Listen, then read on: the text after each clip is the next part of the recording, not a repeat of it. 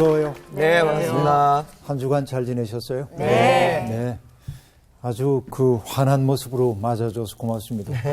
건강한 모습으로 뵐 수 있어서 감사합니다. 그죠? 네. 선생님만 뵈면 아주 뭐랄까 되게 마음이 따뜻해지고 네, 훈훈해지고 좀 그런 느낌이 있어요. 우리 좀 너무 상투적인 거 아니에요? 좀 그런가요? 인사가. 그래도 고마워요. 지난주에도 들었지? 혀로 이렇게. 이거는 활인이잖아요. 좋아요. 좋아요. 세상에서 가장 아름다운 모습은 뭘까요? 뭐 옛날 사람들은 그렇게 얘기했죠. 자기 논에 물대는 모습을 보는 거. 그렇죠. 네. 논이 바짝바짝 타 들어가면 농부들 마음도 타는 거죠. 네. 또 제 자식 입에 밥 들어가는 모습. 자식 입에 밥 들어가는 보기 좋다 그러죠. 네. 근데 나는 여러 가지 모습 가운데 이렇게 정말 정성스럽게 두 손을 모으고 기도하는 모습 보면은 그게 가식이 아닐 때 네. 참 아름답게 느껴집니다. 요즘은 그런 거 많이 못 봤는데 옛날에는 버스 기사님들 그 앞에 기도하는 사무엘 이렇게 무릎 꿇고 네. 애기가 기도하고 있는 거 많이 걸려 있었어요. 네. 네. 그렇죠. 오늘도 무사히 오늘도 그렇게 무사히. 좀 뭐 상황이 맞지는 않긴 하는데 그래도 사람들은 기도하는 모습을 보면 상당히 아름답게 느끼죠. 네. 기도의 자세도 상당히 다양하게 많이 있을 겁니다. 네. 여러분들 기도하시죠? 네. 네. 저는 그런 얘기를 해요. 식사 기도만 제대로 해도 영성이 깊어진다. 그렇죠? 어떤 이들 식사 기도하는 거 보면은 형식적으로 하죠. 네. 목사가 앞에 있으니까 안 할 수는 없고 습관이 안 됐으니까 잠시 눈 감고 뜨는 거지. 뭐라고 기도해? 그러면 10가지 쉬어요. 하나, 둘, 셋, 넷. 진짜요. 제가 학교에 있을 때 내가 맡고 있었던 동아리의 소녀들은 식사 기도를 하는데 네. 눈 감고 바로 떠요. 그래서 네. 뭐라고 기도했어? 네. 그러면 God thank man 그랬대요.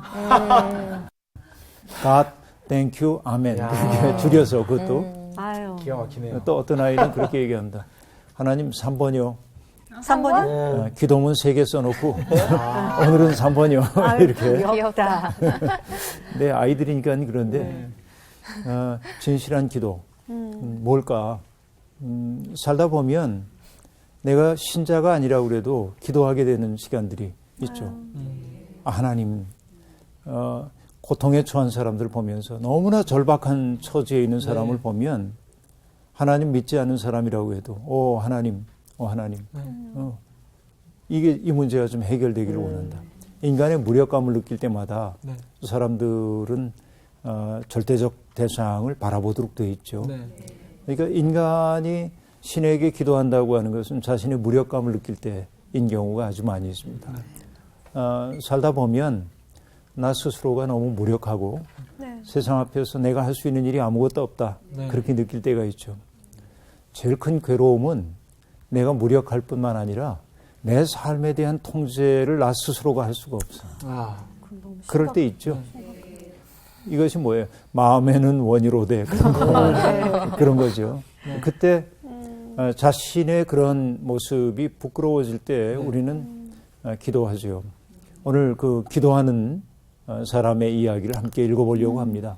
네, 시편 141편인데요. 네. 우리 미란 씨하고 나온 씨가 네. 좀 나눠서 읽어주면 좋겠어요. 네. 141편입니다. 오늘 수업 시편 90강 나의 기도를 분향으로 받으소서. 여호와여, 내가 주를 불렀사오니 속히 내게 오시옵소서. 내가 주께 부르짖을 때에 내 음성에 귀를 기울이소서. 나의 기도가 주의 앞에 분향함 같이 되며 나의 손드는 것이 저녁 제사 같이 되게 하소서. 여호와여, 내 입술에 파수꾼을 세우시고 내 입술의 문을 지키소서. 내 마음이 악한 일에 기울어 죄악을 행하는 자들과 함께 악을 행하지 말게 하시며 그들의 진수성찬을 먹지 말게 하소서. 의인이 나를 칠지라도 은혜로 여기며 책망할지라도 머리에 기름같이 여겨서 내 머리가 이를 거절하지 아니할지라. 그들의 재난 중에도 내가 항상 기도하리로다. 그들의 재판관들이 바위 곁에 내려 던져졌도다. 내 말이 달무로 무리가 들으리로다. 사람이 밭가라 흙을 부스러뜨림 같이 우리의 해골이 수올 입구에 흩어졌도다. 주 여호와여, 내 눈이 주께 향하며 내가 주께 피하오니 내 영혼을 빈궁한 대로 버려두지 마옵소서. 나를 지키사 그들이 나를 잡으려고 놓은 올무와 악을 행하는 자들의 함정에서 벗어나게 하옵소서. 악인은 자기 그물에 걸리게 하시고 나만은 온전히 면하게 하소서. 아멘. 네. 여러분, 우리가 지난주에 공부했던 140편은 악인들의 현실 때문에 괴로움을 겪는데 네.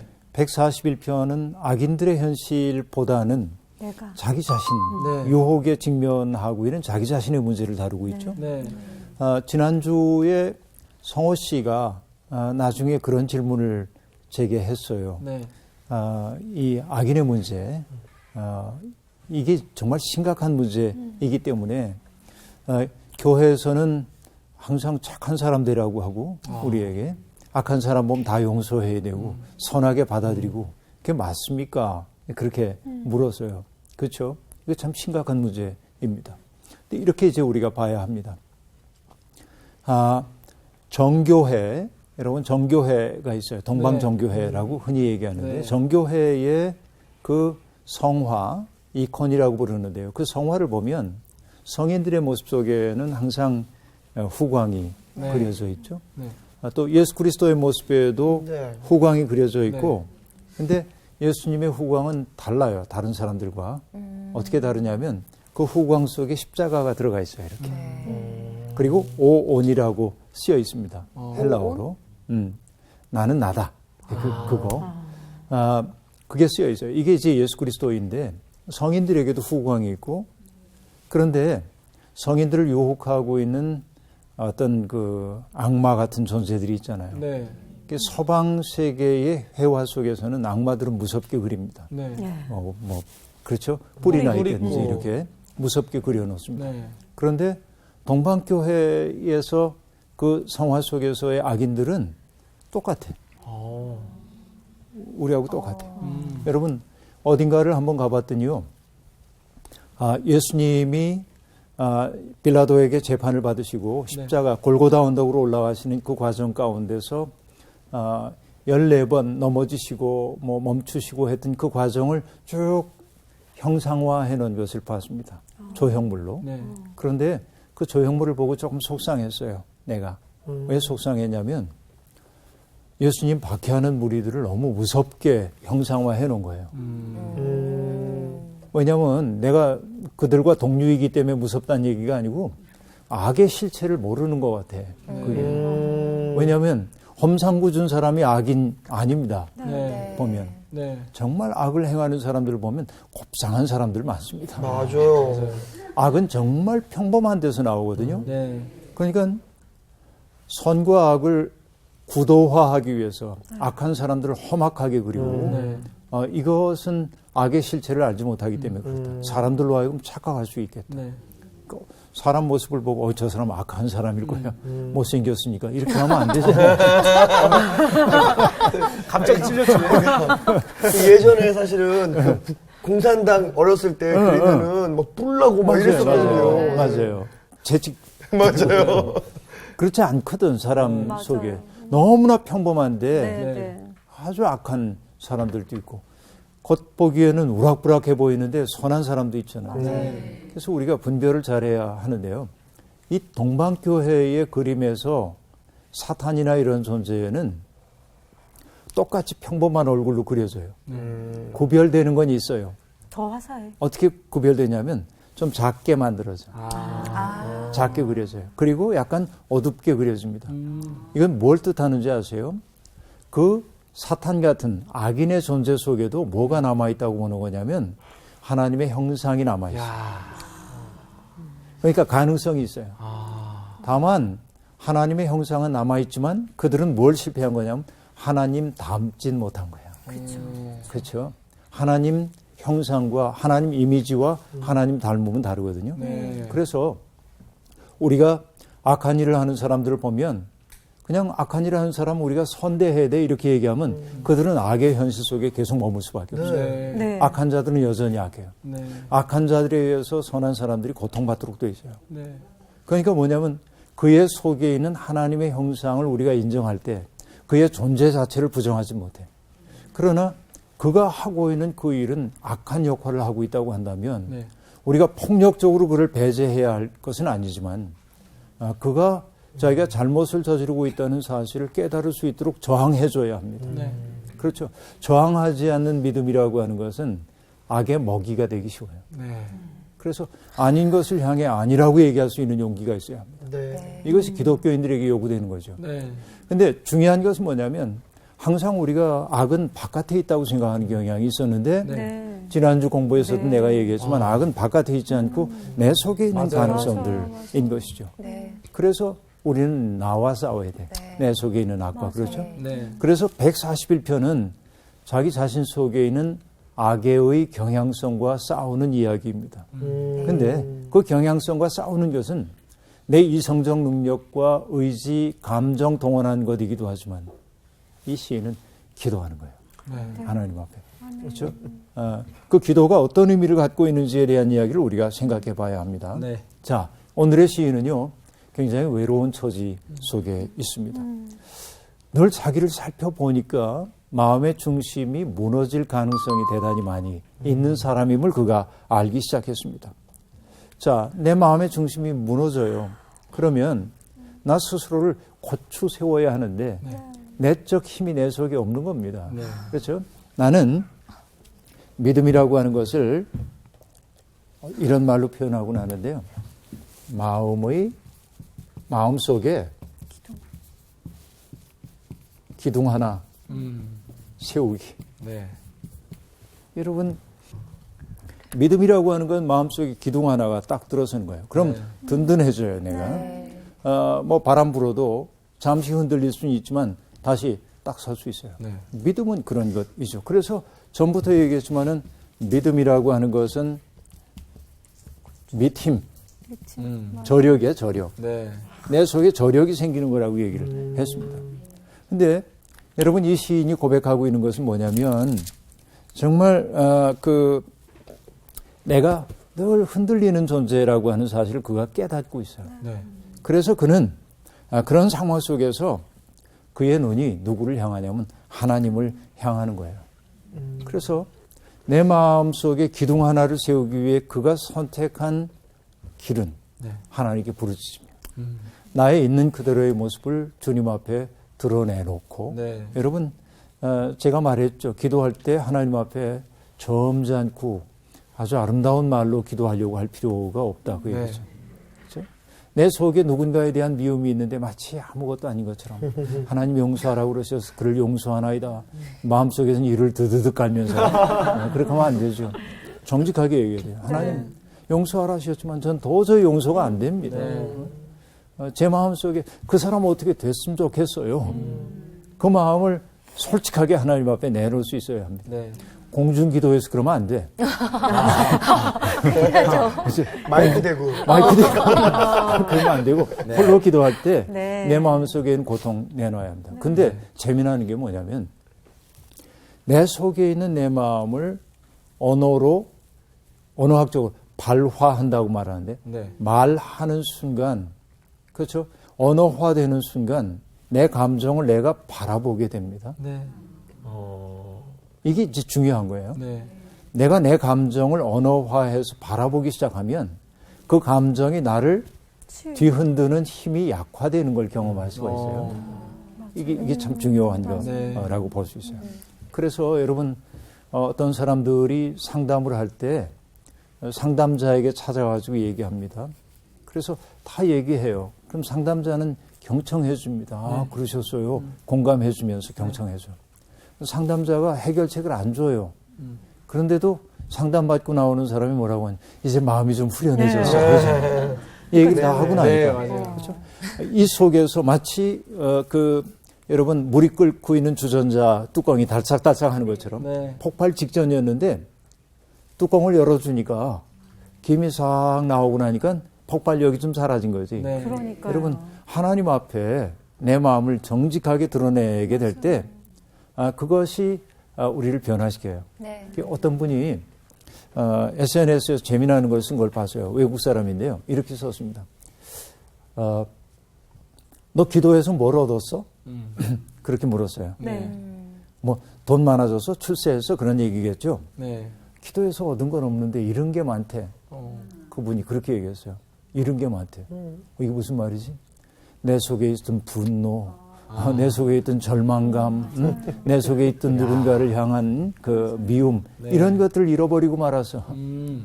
그럴싸하지 않아요? 네. 기도는 어둠이기도 하지만 잃어버리면 돼요. 어떻게 보면. 그렇죠. 하나님 앞에 기도하는 건 그런 체험인데요. 그런 얘기예요. 내가 주를 불렀습니다. 하니 속히 내게 와주십시오. 내가 주께 부르짖을 때 내 음성에 귀를 기울이소서. 그러고 나서 여러분 나의 기도가 주의 앞에 분향함 같이 되며 하고 얘기합니다. 네. 분향이 뭐죠? 향 사르는 거죠. 분이라고 하는 글자가 수풀림자 밑에 불화자가 이렇게 있죠. 불화가 있어요. 이렇게 그 분, 네. 나무를 수풀 밑에 태우는 거예요. 네. 그 향이라고 하는 건 향을 태우는 거죠. 이렇게 분향하는 거죠. 그럼 여러분 내 기도가 분향함과 같게 해달라고 얘기합니다. 이게 이제 어떤 뜻일까요? 뭔가 분향은요. 이루어지기를. 네, 제사장들이 향단 위에 향을 피우는 행위를 일컫는 말이죠. 분향한다고 하는 것은. 여러분 출애굽기는요. 이렇게 규정하고 있어요. 제사장들이 등을 손질하거나 등불에 불을 붙일 때 반드시 분향을 해야 한다고 되어 있습니다. 그럼 분향한다는 의미가 뭘까 생각해 보면요. 첫째는 시간과 공간을 정화하는 의미를 가지고 있어요. 향을 피움으로써. 네. 그래서 여러분 개신교에서는 분향하는 전통은 없죠. 네. 그런데 다른 종파들 가보면 분향을 하거든요. 이렇게 성직자들이 향을 피워요. 그건 뭐냐면 예배의 공간을 정화한다는 상징적 의미를 갖고 있는 것이죠. 그런 의미입니다. 그러니까 향을 피움으로써 악하고 속된 것들이 몰아나도록 만드는 거죠. 또 분향은 여러분 향불을 태우면 어디로 위로 올라가죠? 네. 이게 위로 올라가요. 그래서 마치 하나님이 그 순간에 그곳에 임재하는 것 같은 느낌을 만들어내는 거죠. 근데 여러분 출애굽기 공부하다 보면 참 재미나는 게 분향에 쓰는 향품을 만드는 방법이 자세하게 기록이 되어 있습니다. 네. 뭘 어떻게 쓰고 어떻게 섞어야 되고 이제 그 쭉 나와요. 정말 어려워요. 그 만드는 방법이 정말 어렵습니다. 뭐 순수한 향품을 순수한 유향과 제조법에 따라서 잘 섞고 거기에 소금을 쳐서 깨끗하고 거룩하게 만들어야 되고 이제 복잡합니다. 어디 제사장 하겠어요. 어디. 복잡합니다. 네. 그런데 더 재미나는 게 뭐냐면 가루향 제조법이 이렇게 알려져 있잖아. 어떻게 하라고. 네. 사사로이 쓸 목적으로 만들면 안 돼. 어. 이건 오로지 예배에만 쓸 수 있는 거예요. 그걸 사사로이 쓰는 사람은 백성 가운데 끊어질 거라고 얘기하고 있어요. 그 얘기는 뭐냐면 공경하네요. 거룩함을 거룩함으로 남겨둘 줄 알아야 한다는 거지. 그렇죠? 여러분 현대 세계의 특색 가운데 하나는 거룩한 것조차 세속적으로 만들어 버리는 거라고 네. 볼 수 있어요. 네. 거룩한 것을 거룩한 것으로 남겨둘 수 있을 때 삶의 여백들이 생겨나는데 사람들이 이까짓거 뭐 그런 경우가 많이 있어요. 그런데 이것은 그런 상징성을 갖고 있다고 볼 수 있겠습니다. 네. 그렇죠. 그런 것인데 사람들은 너무 세속화되었어요. 그래서 여러분 향품을 제조법대로 만들어서 사사로이 쓰면 안 된다 이 얘기. 에이 촌스럽게 뭐 그래 이럴 게 아니고 굉장히 깊은 의미가 있다고 저는 생각을 하는 거예요. 네. 자 그런데 여러분 그러면 나의 기도가 하나님 앞에 바치는 분향과 같이 되기를 원한다 하는 건 뭘까요? 사사로운 이익을 위해 기도할 수 없는 거지. 네. 분향을 하는 마음으로 하나님께 기도한다고 한다면 내가 어떻게 함부로 기도할 수 있겠죠. 맞아요. 그러니까 내 기도가 분향 같은 기도가 되기 위해서는 자기의 욕망을 위해 할 수가 없을 거예요. 네. 일단 그렇다고 볼 수 있죠. 그 다음에 뭐라고 얘기합니까? 손을 위로 들고 드리는 기도는 저녁 제물로 받아 주십시오 하고 말합니다. 손을 들고 기도를 하는 거죠. 손 들고 기도합니다. 여러분 뭐 우리 두 손 들고 기도합시다 그래서 아이 쭈삣쭈삣하면서 손 드는 사람도 있고 습관이 돼가지고 열심히 드는 사람도 있지만 시키지 않아도 하나님 부르짖을 수밖에 없는 상황이 있죠. 그러니까 이 시인은 그런 상황 속에 지금 드립니다. 여러분 어느 마임 배우가 그런 얘기를 하더군요. 여러분 마임 배우들은요 얼굴로는 표정을 숨길 수가 있대요. 자기 감정을 얼굴로. 그런데 반드시 몸이 말을 한대. 자기 감정을 드러낸대. 신기하다. 되게 뭐가 드러내냐면 손이 감정을 드러내는 경우가 많대요. 이게. 그러니까 여러분 우리가 초조하든지 그러면 어떤 사람 뭐 이렇게 하고 있고 그렇죠. 다리를 달달달달 떠는 사람도 있고 그죠. 그 마음. 나 초조하지 않아. 그런데 입술이 바짝 마르기도 하고. 그렇죠. 눈이 파르르 떨리고. 네네. 그런 거 있죠. 네. 이제 그런데 지금 내가 두 손을 들고 주님께 기도합니다 하는 건 절박한 거예요. 그만큼 절박함을 보여줘. 몸으로 하는 기도이죠. 그러면 여러분 이 시인은 지금 뭐를 청하고 있나요? 3절에 보니까 여호와여 내 입에 파수꾼을 세우시고 내 입술의 문을 지키소서 그렇게 말합니다. 자, 그는 뭘 알고 있냐면 자신이 말에 실수가 많은 사람임을 아는 거지. 내 말이 누군가에게 상처를 입히기도 하고 해서는 안 될 말을 하기도 하는 거죠. 여러분 유대인들은 그렇게 얘기했죠. 탈무드에서 말하기 전에 새 황금문을 지나게 하라 하는 얘기. 이게 꼭 필요한 말인가? 그렇죠. 또 이것이 진실한 말인가? 그 다음에 중요한 게 뭐야? 그 말이 친절한 말인가? 그렇죠? 말하기 전에 새 황금문을 지나가게 하래요. 필요한 말, 진실한 말, 친절한 말. 근데 우리는 못 그러잖아요. 내 감정에 복받쳐가지고 해서는 안 될 말을 하잖아요. 그럴 때가 있죠. 말하면서도 이렇게 말하면 안 된다. 진짜 그래. 그럴 때 있죠. 상투적인 말. 상투적인 말 뱉고 나 이 말 하기 싫었는데 그냥 하기 싫은데 나와버려. 나와. 감정 때문에 나오는 말들도 있잖아요. 그렇죠. 네. 감정 때문에. 네. 그러니까 이건 내가 좀 과한데? 그러면서도 그 말을 할 때가 있어요. 이 시인은 그걸 너무 잘 알아요. 성급한 열정에 사로잡히는 순간 말은 이성의 통제를 넘게 마련입니다. 그렇죠. 그래서 여러분 야고보서가 얘기하잖아요. 야고보서 3장에서 우리가 다 실수가 많으니 만일 말에 실수가 없는 자라면 곧 온전한 사람이라. 능히 온 몸이라도 굴레를 씌울 수가 있느니라. 그렇게 말합니다. 이거 말을 잘 통제할 수 있으면. 그러니까 말 안 하고 사는 게 더 좋은지. 그러니까. 예전에도 한번 이야기 말씀드린 것 같은데 말하는 직업을 갖고 있어서. 그렇죠. 네, 이게 참 쉽지 않아요. 그 말은 해야지. 그 말은 해야지. 그죠? 근데 열심히 지금 아까 즐겁게. 말씀하신 대로 그 세 문을 네. 이렇게 정확하게 이렇게 좀 지키면서 좀 생각하면서 해야 되는데 감정에 복받치거나 어떤 그런 부분이 생기면은 이 세 문도 한 문도 지나기도 전에 그냥 막 쏟아져 나오니. 우리가 경청하는 능력이 너무 부족해요. 맞아요. 그래서 대화를 하다 보면 내 얘기를 하고 있는데 예를 들어서 성호 씨가 나한테 공감하는 거야. 맞아. 정말 얼마나 어려웠어요. 이러면 좋을 텐데 성호 씨가 맞아. 난 말이야. 그러면서 자기 얘기를 하는 거예요. 나야 언제나. 나. 맞아요. 제가 그래요. 제가. 항상 이제 그렇게 대화가 되는 거죠. 그러면 얘기하던 사람이 김 빠지지. 그렇게 끼어들고 싶어요. 어떡해. 근데 이게 토크쇼하고 그러는 사람들은 할 수 없어. 막 우리 막 치고 들어가려고. 직업이니까. 막 정리해주고 싶고. 어떻게 해야 돼? 어려운데요. 여러분, 조선시대의 선비 가운데 백광훈이라고 하는 분이 있었습니다. 16세기 분인데요. 가족들이 전부 해남에 살고 있었습니다. 그는 관료였기 때문에 서울에 올라와서 살고 있었어요. 그러니까 자식들을 면대해가지고 교훈을 줄 수가 없잖아요. 그러니까 아버지가 편지를 써서 자식들을 교훈을 하는데 그 백광훈의 편지 가운데 일부가 있습니다. 이렇게 썼어요. 듣자니 너희가 잘못 남을 업신여기는 태도가 있고 또 남의 허물 말하기를 좋아한다 하더구나. 사람이 배우는 것은 다만 이러한 병통을 없애려 함인데 이제 너희가 만약 정말로 이와 같다면 비록 만 권의 글을 배워 곧장 과거에 급제한다 해도 그 사람을 어디에다 쓰겠느냐. 자, 아버지가 지금 얘기하는 거예요. 배움의 목적이라고 하는 건 뭐냐. 그런 병통을 없애기 위한 건데 네. 그 병통이 뭐냐면 남을 업신여긴 태도, 남의 허물 말하기를 좋아하는 거, 이런 거 없애기 위해 배우는 거야. 근데 너희가 그런 사람이라고 한다면 만 권의 책을 읽고 과거에 당장 급제한다고 해도 그게 무슨 소용이냐. 그러고 아버지가 이렇게 얘기합니다. 놀라고 절통하여 죽고만 싶구나. 아이고. 이야, 진짜 여러분, 성품이 다우시네. 요즘 공부하고 옛날 공부가 다른 거 알 수 있죠. 네. 그게 근데 그게 진짜잖아요. 그렇죠.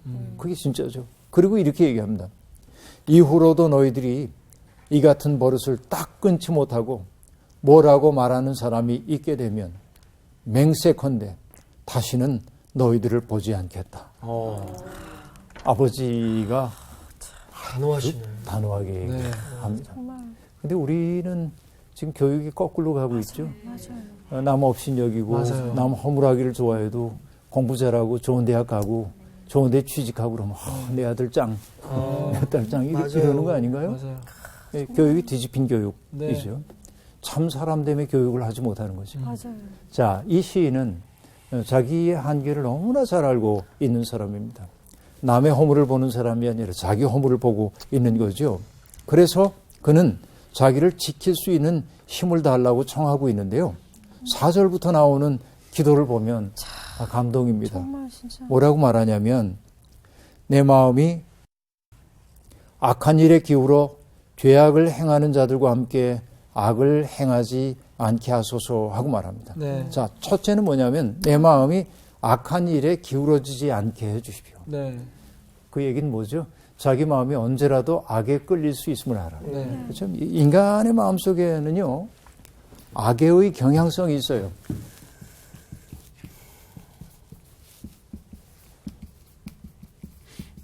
마치 자석에 끌리는 쇠붙이처럼 네. 악한 것이 주고 있는 매혹이 있다니까요. 이 속에. 쉬워요. 쉽죠. 악이 매혹적이에요. 제가 얘기하잖아요. 어린아이들이 욕하는 까닭이 뭐냐. 욕이 권력임을 알아요. 내가 누군가에게 욕을 했을 때 그가 굉장히 흥분하는 걸 볼 수 있어요. 내 말로서 그를 말로 움직일 수 있는 걸 알아요. 그러니까 매혹적인 거예요.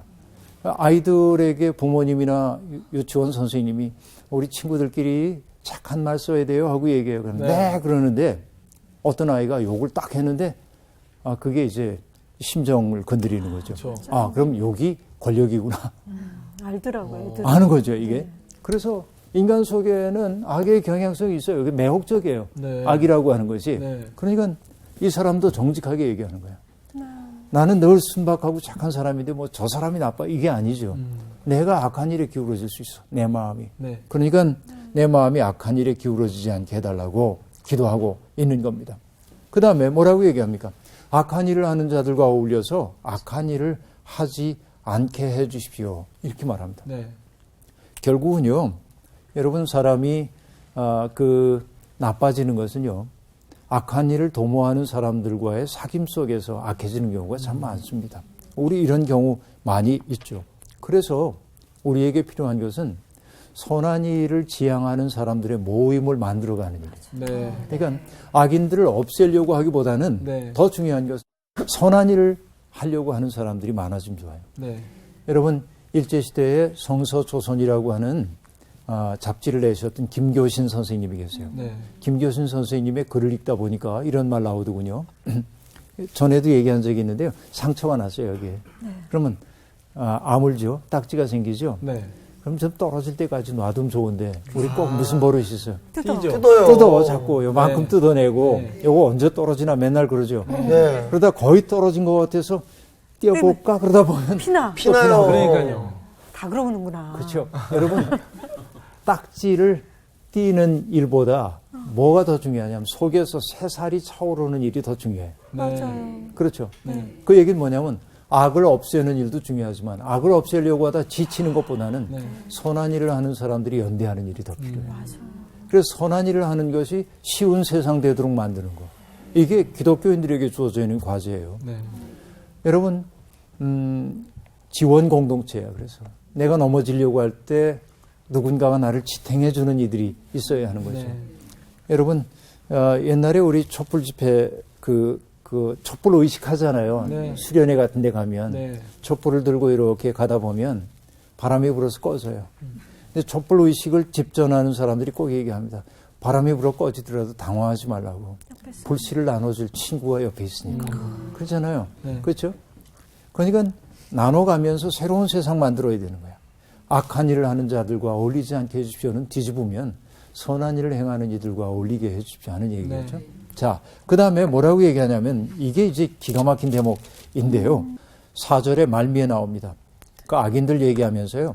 그들의 진수성찬을 먹지 말게 하소서. 악인의 진수성찬을 먹지 말게 해달래. 여러분, 미끼죠. 악인의 진수성찬은 미끼이죠. 그걸 무는 순간 부자유해지는 거죠. 내 존재 전체가 사로잡히게 되는 것이죠. 뇌물 스캔들 많죠? 부당한 이득을 취했다가 여러분 어려움을 겪는 이들을 우리 많이 보게 됩니다. 그렇죠? 그러니까 여러분 아니오라고 말할 수 있어야 돼요. 여러분 그리스의 철학자 가운데 디오게네스라는 사람이 있습니다. 알렉산더 대왕이 그를 스승으로 모시고 싶어 했어요. 근데 거절했죠. 유명한 사람이죠. 내 스승이 되십시오. 부탁이 하나 있는데 뭡니까? 그래서 햇빛 가리고 있으니까 좀 비켜달라고. 그게 디오게네스이죠. 디오게네스입니다. 그런데 어느 날 디오게네스의 친구가 친구를 찾아옵니다. 그때 마침 디오게네스는 아주 거친 콩깍지 가지고 먹고 있었어요. 그거를. 그러니까 친구가 혀를 찼습니다. 조그만 머리를 굽히면 저런 거 안 먹고 살 수 있을 텐데. 그렇게 말하자 디오게네스가 얼굴도 안 쳐다보고 얘기했어요. 이런 걸 먹고도 즐길 수 있으면 굽신거리며 살지 않을 수 있을 텐데. 이게 자유지. 그렇죠? 여러분 결국 뭐냐면 악인의 진수성찬 먹기 위해서 나를 배불리하기 위해서 악한 일들 앞에 굴종하다 보니까 내 존재가 추로해지고 그렇죠? 그런 거죠. 그래서 뭐냐면 누군가가 화려한 것 가지고 유혹하거든. 우리 성경 공부할 때 처음부터 했던 얘기. 됐네. 됐네. 됐어. 안 먹어도 되잖아요. 그거. 그렇죠? 네. 그 내적 힘이 우리에게 있으면 되는 거예요. 그래서 자기 통제를 잘 할 수 있어야 돼요. 그들의 진수성찬 먹지 않게 하소서라고 얘기합니다. 여러분 그럴싸한 말로 사람들을 호리는 사기꾼들, 그들의 말은 얼마나 그럴듯한지 모릅니다. 그러니까 여러분 뭐 돈 벌게 해주겠다고 이건 뭐 기가 막힌 기회라고 하고 속는 사람들 정말 많은데요. 분명히 알아둘 것만 그렇게 좋은 기회는 절대 내게까지 올 리가 없다. 그렇게 생각합니다. 근데 되게 억울해요. 억울하지. 근데 아니 그런 기회는 없는 거야. 없는 거야. 그러니까 하는 얘기예요. 그렇게 좋은 기회가 있으면 내게까지 올 리가 없다고 생각하면 사기 안 당해. 그렇게 좋으면 네가 다 해지 나한테 왔겠니? 그렇죠? 그 다음에 여러분 그 다음에 뭐라고 얘기하냐면 5절 보니까요. 의인이 나를 칠지라도 은혜로 여기며 책망할지라도 머리에 기름같이 여겨서 내 머리가 이를 거절하지 아니할지라 하고 말합니다. 의로운 사람이 매로 나를 치고 나를 꾸짖게 해달라고 얘기하고 있습니다. 그래서 여러분 제가 늘 하는 얘기가 세상에서 제일 가련한 사람 누구냐면 꾸짖어 줄 수 있는 사람이 없는 거예요. 여러분 꾸짖는다라고 하는 게 이런 말이 있어요. 입구자가 있고 이렇게 해서 질정 꾸짖을 질자인데요. 그러니까 책을 쓰고 내가 책에다 서문을 쓰면서 뭐라고 얘기하냐면 독자 여러분들의 많은 질정을 기다립니다 하면 꾸짖어 바로 잡아달라 그 얘기지. 그러니까 여러분 사실은 누군가가 내게 너 그거 잘못됐어 하고 지적할 때 기분이 별로 안 좋죠. 내가 알아도. 그래서 우리는 크지 못합니다. 근데 이 시인이 지금 얘기하고 있어요. 의로운 사람이 매로 나를 칠지라도 그걸 좋게 받아들이고 그걸 내 머리에 기름처럼 받아들이게 해달라고 그렇게 얘기하고 있습니다. 그렇죠? 그리고 여러분 그 6절과 7절 얘기를 보면요. 6절과 7절을 보면 그들의 재판관들이 바위 곁에 내려 던져졌도다. 그들의 재판관, 이 말은요, 악인들을 뜻하는 거라고 보면 되겠습니다. 그렇죠? 그들이 바위 곁에 내려 던져졌도다. 내 말이 달무로 무리가 들리로다. 악인들이 결국 망할 수밖에 없는 거, 그거를 지금 얘기한 거죠, 시인이. 그래서 사람들이 알아듣게 될 거다. 그렇죠? 선한 사람들은 항상 어려움을 겪어요. 마치 수월의 해골이 흩어진 것처럼. 그렇기 때문에 선한 사람들도 선하기를 포기하고 악인의 유혹 속에 빠져들기도 쉬운데, 그런 현실을 얘기하면서 8절부터 나오는 얘기가 하나님에 대한 신뢰를 얘기하고 있습니다. 그렇죠? 이렇게 얘기합니다. 주 여호와여, 내 눈이 주께 향하며 내가 주께 피하오니 내 영혼을 빈궁한 대로 버려두지 마소서 하고 말합니다. 네. 재난 중에서 항상 하나님 앞에 기도한다고 얘기하고 있습니다. 그런데 여러분, 기도만 하면 안 됩니다. 기도는 빌기자, 빌도자, 기도도 해야 되지만 네. 내가 기도한 내용을 내 삶으로 살아내기 시작했습니다. 맞습니다. 꾀하다라고 하는 기자가 있고요. 이 기자이죠. 꾀하는 거예요. 그리고 도모한다 할 때 이렇게 기도라고 하는 글자가 있는데, 뭔가를, 기도는 기도다. 이게 내 주제예요. 내가 기도하는 바를 살아내기 시작해야 돼. 내 속에서. 이렇게. 맞아요. 그래서 기도는 아뢰미지만, 네. 그렇죠? 하나님 앞에 나를 이렇게 이제 아뢰는 것이 기도이죠. 사뢰는 행동입니다. 그러나 기도가 몸으로 번역될 때 그건 언제나 행동이어야 한다. 네. 기도만 하고 아무것도 안 하면 안 돼. 내가 바라는 세상이 이런 세상입니다 하고 하나님께 기도했으면 그 세상을 지금부터 살기 시작할 때 그 기도가 진실한 기도가 된다 하는 얘기를 네. 드리는 겁니다. 그렇죠. 그래서 아까 성호씨 질문에 답하면서 했던 얘기인데, 악인들의 영향력에 내가 흔들리지 않기 위해서는 기도도 해야 되지만 단호한 행동이 필요한 거예요. 네. 그래서 거기에 흔들리지 않기 위해서. 그러나 아까도 얘기한 대로 이 시인의 아름다움은 뭐냐면, 자기가 언제나 넘어질 수 있는 존재임을 알기 때문에, 넘어지고 비틀거릴 수밖에 없는 존재임을 알기 때문에 네. 항상 하나님이라고 하는 초월적인 존재에 자기의 마음을 접속하고 살려고 하는 거죠. 기도는 접속이에요. 네. 하나님의 마음이 내 속에 들어와서 하나님의 마음으로 내가 살 수 있도록 해주는 접속의 원리다 네. 하는 얘기이죠. 그러니까 나를 지킬 수 있는 그 힘은 다른 곳에서 생겨나는 것이 아니고 바로 하나님과의 접속을 통해 이루어지게 된다 하는 얘기죠. 그런데 여러분, 140편에서 얘기했던 것과 마찬가지로 결국 악인들은 자기 그물에 걸린다 하고 얘기합니다. 네. 여러분, 전에 얘기했던 거 기억나시는지 모르겠어요. 죄라고 하는 글자. 무덤 앞에. 그렇죠? 기억나시죠? 네. 이건 안일 비자이니까 네. 비리, 나쁜 거예요. 이건 뭐냐면 넉사자처럼 보이지만 사실 그물이거든요. 그물이에요. 그러니까 죄인을 그물 속에 가두는 거예요. 죄라고 하는 것은 내가 누군가에게 저지르는 것이 죄이기도 하지만 죄 짓는 사람 자신을 그물에 씌운 듯 부자유하게 만들어요. 이것이 죄입니다. 죄를 저지르면 저지를수록 부자유하게 돼, 사람은. 그래서 정말로 자유로워지기 위해서는 죄로부터 우리들이 자유로워지지 않으면 안 되는 거죠. 이것이 이제 이 시가 오늘 우리에게 들려주고 있는 귀한 말이라고 볼 수 있습니다. 정말 아름다운 건 뭐냐?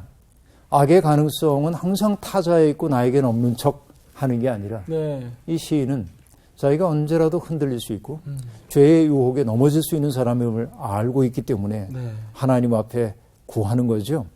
내 마음이 악한 일에 기울어지지 않게 해달라고, 악인들의 그 행위 속에 가담하지 않게 해달라고, 아멘. 악인들의 진수성찬 먹지 않게 해달라고. 그렇죠? 그리고 의인이 나를 사랑에 매로칠 때 그것을 아주 기꺼운 마음으로 받아들이게 해달라고. 네. 그럴 때 비로소 사람은 조금 좋은 사람을 향해 변하게 많이도 되죠. 아니고 조금. 많이도 아니고 조금.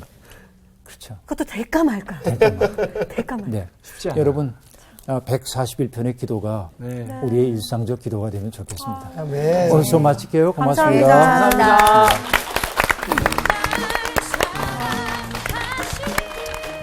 이거 진짜 딱 4절이 딱 마음에 정말 많이 와닿아요. 근데 안 좋은 일들 같은 경우도 막 들어온단 말이에요. 그러면은 돈을 많이 준다 그래요. 꼭 그런 데가 돈을 많이 주고. 그러니까 그러면은 그럴 때 이제 또 이게 자르는 거예요. 그래서 마음은 조금 아프지만 주님 이러는데 그렇죠. 근데- 우리 네. 마지막에 얘기했던 거 선생님이 마음의 기둥 딱 밑팀 가지고 저역을 가지고 됐거든.